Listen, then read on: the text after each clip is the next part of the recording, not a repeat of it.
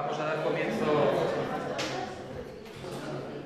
a la sesión plenaria del mes de abril con carácter de ordinaria. Buenas tardes a todos.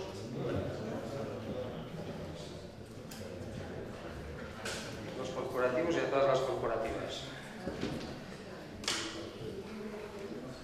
Comenzamos con el primer punto, lectura y aprobación del acta. ¿Alguna cuestión? ¿Rectificación? La damos por aprobada.